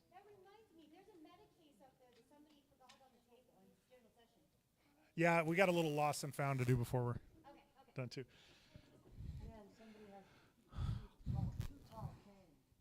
All right, unless anyone can remind me of something else, we have one more item to do. It's a very important one. It's our pack plan, and Jamie Ritchie's going to come forward to talk with us a little bit about that. This is another item, as there are so many that Barbara Lose has ably chaired ever since I can remember. And I forgot to mention one other person that was at the head table, and that's the little Herbie Husker in honor of Barbara. So now is as good a time to point out that Herbie was with us. And there's also here at the podium throughout the banquet that I neglected to mention a candle. It's a battery operated one because we won't do the match thing until Barbara's back with us. But I suggest that we let it burn throughout the rest of our convention as a reflecting the fame back to Barbara and Brad in Lincoln, as we know they're with us in spirit. And with that, to stand in for the usual pack chair, here is Jamie Ritchie.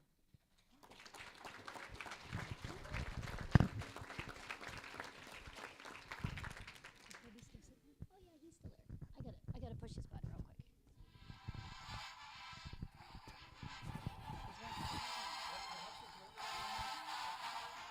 Can't hear him real good.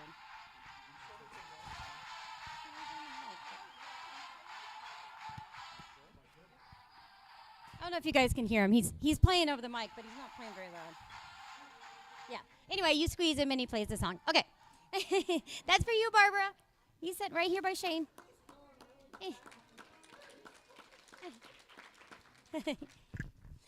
Okay, so to talk to you about the PAC plan, the pre-authorized contribution, actually it's program nowadays. Yes, pre-authorized contribution program.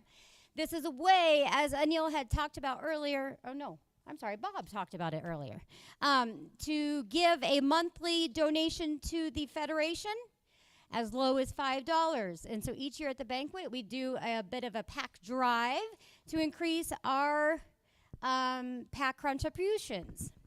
Currently, in Nebraska, we are at number 5.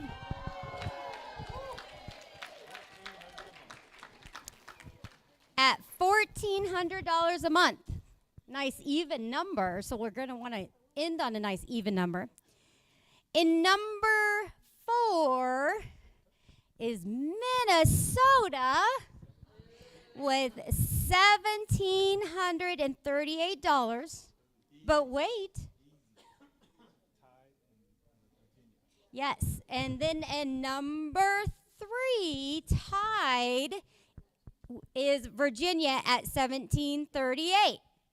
So we could possibly, if we raise $338, we could jump over 2 states and become number 3. Let's just start with number 3. I love that ambition, though. Yes. I love that. So number 2 is Colorado. What's their? Do you remember theirs? Or do you have? Colorado is $2,973. So yes.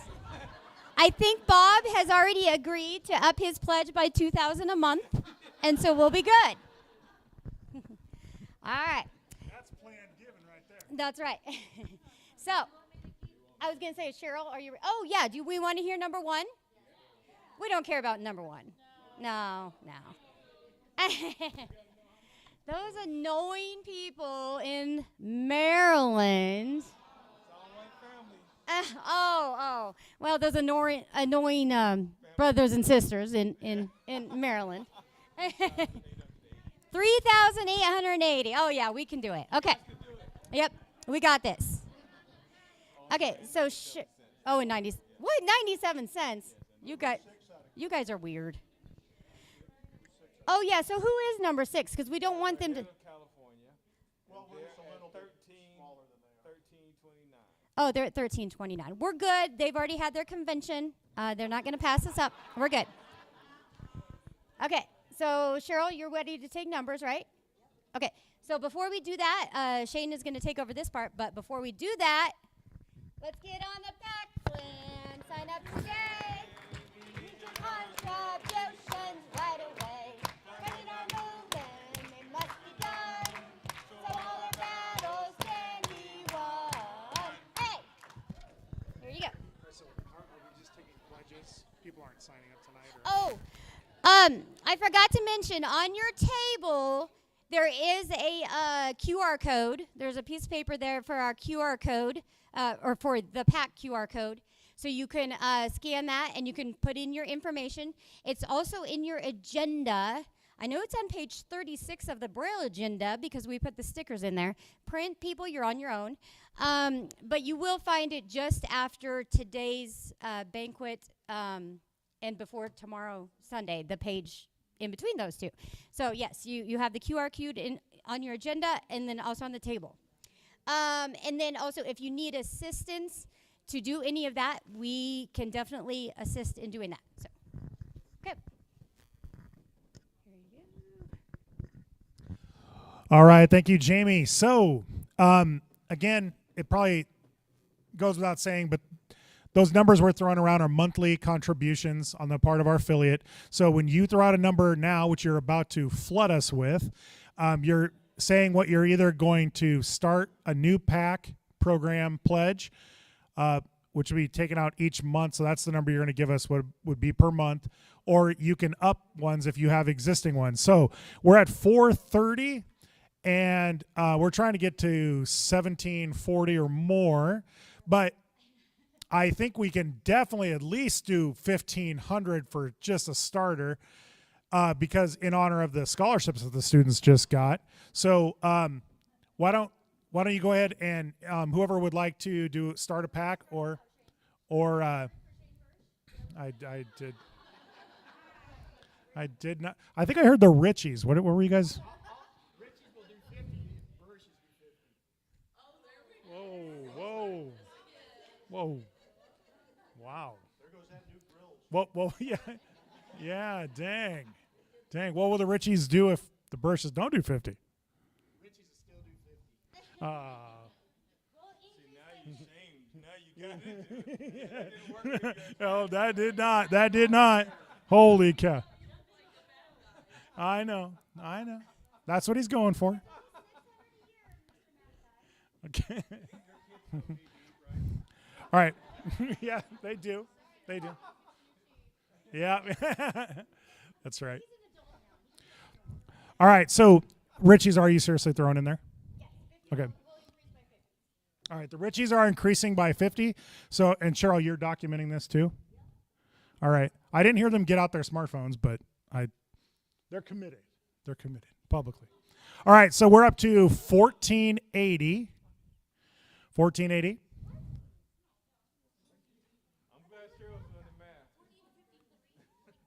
Weren't we at 1430?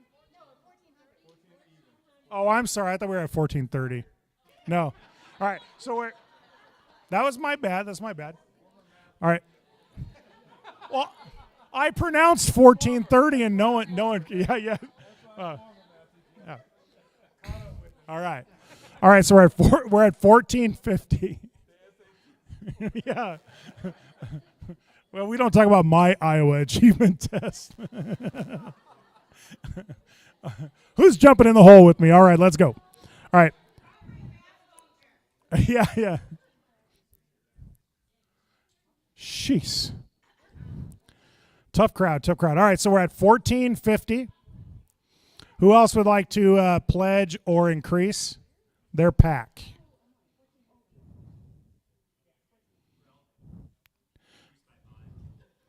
Okay. Been increased by 5. Thank you, sir. 1455. That's right? Yes. No, just. Oh, yeah. Put the shoe. Yeah. Did I hear someone else? Sure, Bart. $5 increase. 1460. Okay. Yeah. Thank you. Yes. $10 for Monty. All right. That takes us up to 1470. 1470. Yes. And Suzette. $10. 1480. 1480. Monty, was yours new or existing? New. All right. Very good. Great, guys. That is new also. Yes. 1480. 1480. All right. Mark Coleman says he's increasing his by 20. We're at the even 1500. Nice. Nice. Now it's time for your power move, Shane. Robert Newman. Yes, Robert, I gotcha. How much, Robert? 10, all right. 1510. 1510. Which is, I think, the year they came up with the pack plan. No. Actually, I believe it was in 1974, which all good things happened then, you know. But 1510. All right, we're going for 1600. What do you got, Altman? All right.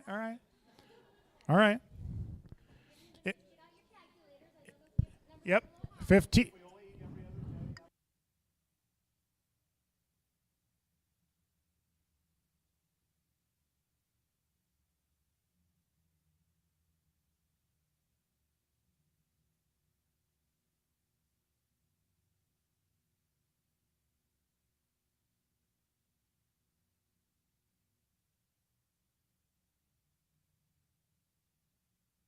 Hello? I do hear a lot of deliberation.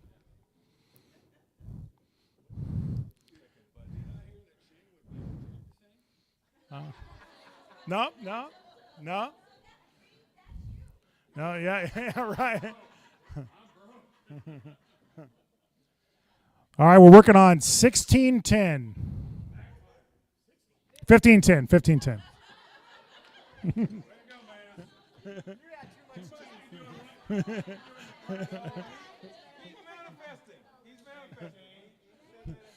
Have you guys ever figured out the way to get out of a job is to do it very poorly? Yet, Altman's by 10. All right, 1520. 1520.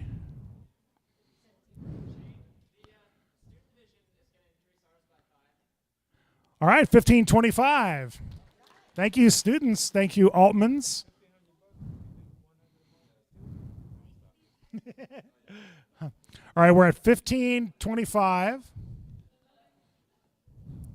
Closing in on Virginia and Minnesota.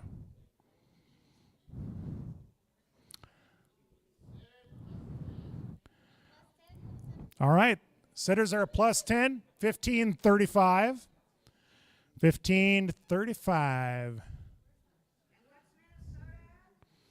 17:38. So we're at $203 away. Yep. Yes, Lucas. I know that voice anywhere. Yeah. Yeah. Wow. Wow.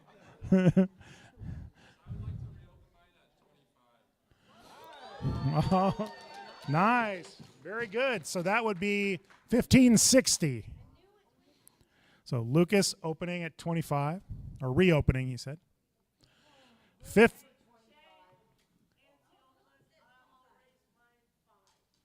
All right, so we had simultaneous ones here. Nancy raised hers. Nancy Altman raised hers by 5, so that's 1565. And then Chris, you said 25? So the Boons are going up by 25, so that would be 1590. 1590. I still have my shoes on even. Yeah.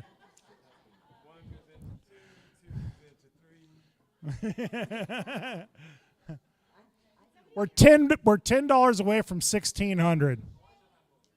Elijah? All right. Nice job. All right. Thank you, Elijah. So Elijah Massey, so now we're up to 1610. Yeah, exactly. See what I'm prophetic. I'm prophetic. 1740. Okay. Yeah. All right, we're up to 1610. Anyone else deliberating? I can smell smoke from somewhere, so I'm pretty. Do you want to? Amy Burrish? Do you want to do something? Hmm? Do you want to do something? Yeah, we can do 10 or 20. Yeah, because I don't think we're going to do 50. That'd be like $50 more per month. That's a lot. We can't. All right. Do we have one in the back? Who was it? Oh, Mora. All right. Is that new or existing? Okay. So Mora's got 10, so that's 1620. And I've been just given permission by the little lady to throw in 20, increased by 20 from the Burrishes. So that's 1640. Six. Yes.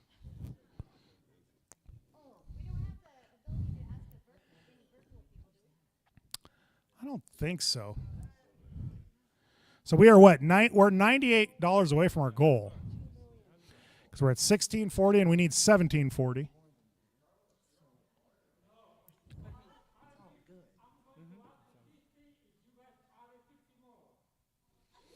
Oh, okay. All right, so thank you, Carlos. So Carlos is throwing a match challenge in that if the group would come up with another collective 50, he would throw in the 50, and then we'd be at 1740, and we would be in third place.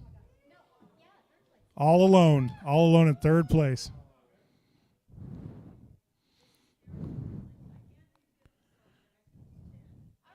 Okay.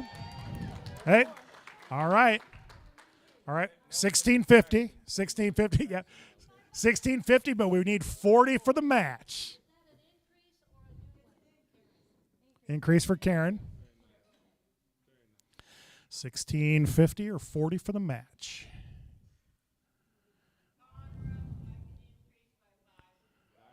All right. Thank you, Geraldine. 1655, 35 for the match.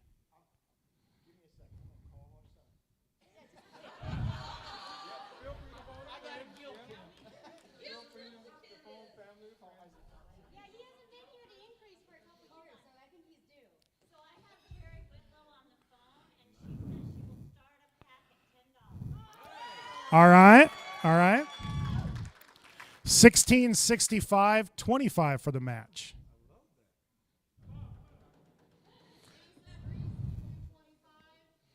Whoa! 25 from Lisa Grease for $16.90, and then 50 from Carlos for $17.40, people. $17.40.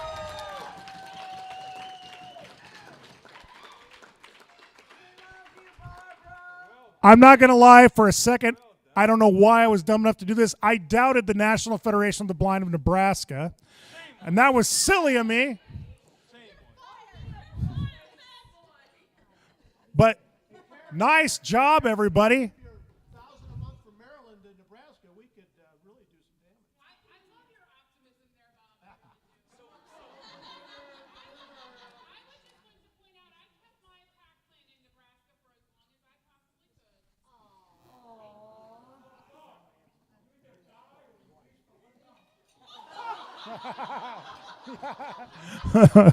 Wow. Wow.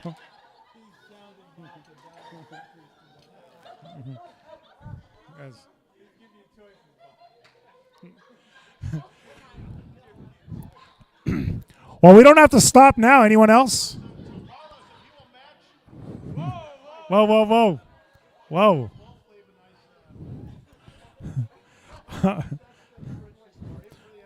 All right, right.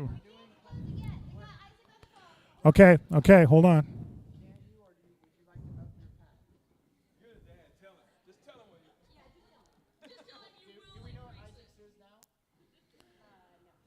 I don't think we have a way to know that. Yeah. If he doesn't know, he's not giving enough.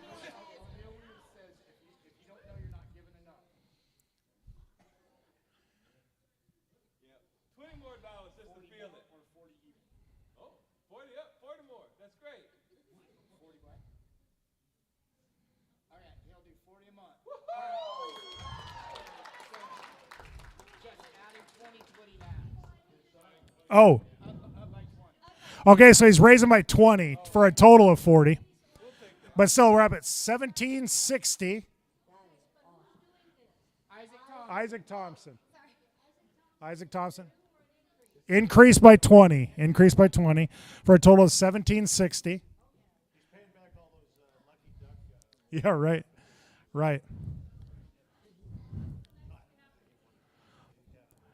We'd have to go another 250 or something like that. Because it was wasn't it 20?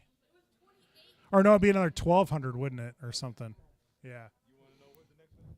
Yeah, Amy Edmiller was asking. I think it was 29 something. And we're at 1760. So.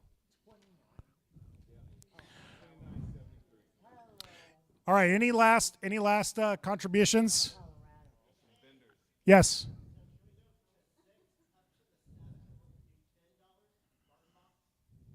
You bet.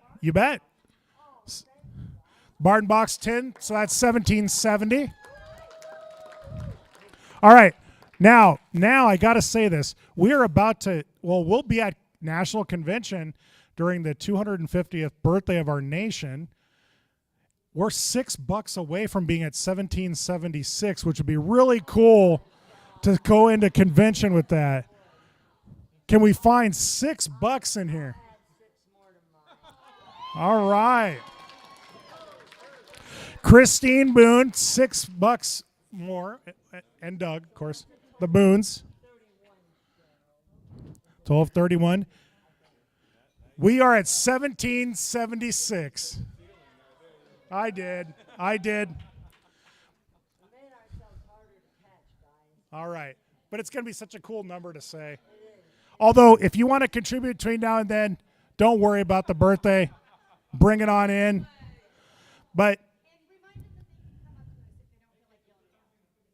yeah, and anyone can come forward too. I know, honestly, it's hard to believe after I emceed this thing, but I probably would be the person who would never shout this into the room. So if you are that person and want to come up later, that's great. We'll do another report in the morning if we add on to it. But I think I am going to close it for now.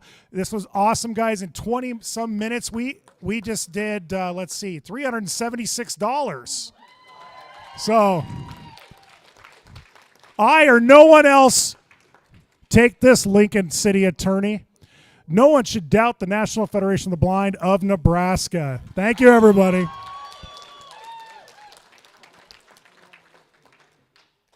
I know we ran over a little bit, everybody. There's an auction to be starting as soon as we can, still in this room, and we'd love to see you all for that because people have contributed a lot of hard work in rounding up prizes and doing I've heard a lot of baked goods and those sort of things. There is still a cash bar in the back, and Carlos has been doing an awesome job of a sound cue for that because I think he's back there. Yeah, all right. And so I thought this was an awesome banquet, despite me. So I really appreciate everybody, being patient with me my first time around, and again.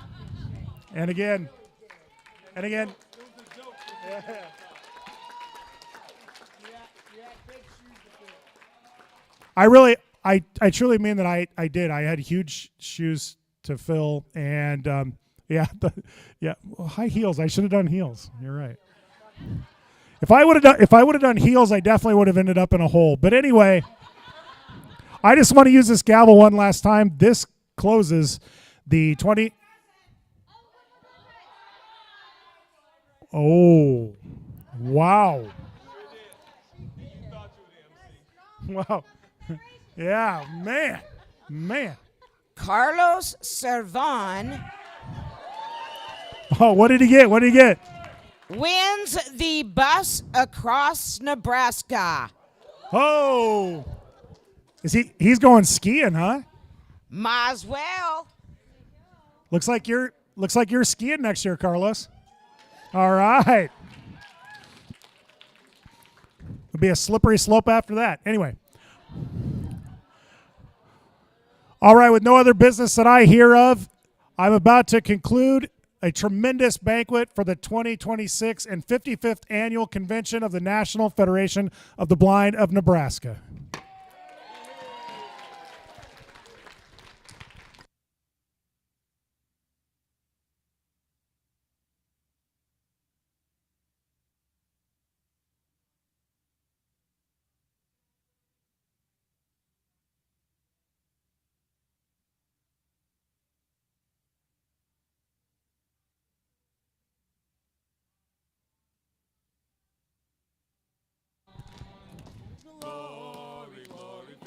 Federation.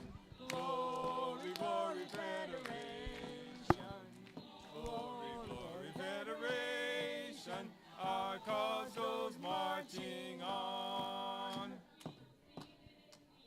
500 chapters strong, good leadership and courage have righted many a wrong.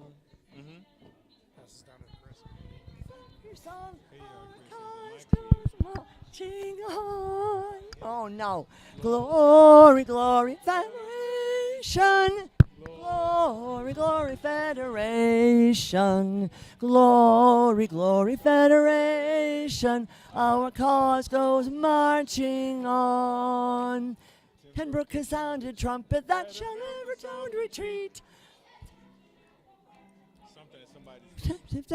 Oh, be swift, all jump line to answer, and be jubilant to your feet. Our cause goes marching on. Glory, glory, Federation. Glory, glory, Federation. Glory, glory, Federation. Our cause goes marching on. Oh, that's right. Be the blind wherever they may be, our cause goes marching on. It's been too long. I used to know all the words. Federation, glory, glory, Federation, glory, glory, Federation. Our cause goes marching on. Glory, Federation, glory, glory, Federation, glory, glory, Federation. Our cause goes marching on. I think that's the end. I think that's the NFB of Pennsylvania. I'm pretty sure. Okay. Yeah, NFB of Pennsylvania rocking on. As a former member, a proud member, thank you very much for listening to this message. The preceding has been a paid political announcement not sponsored by any party. Goodbye.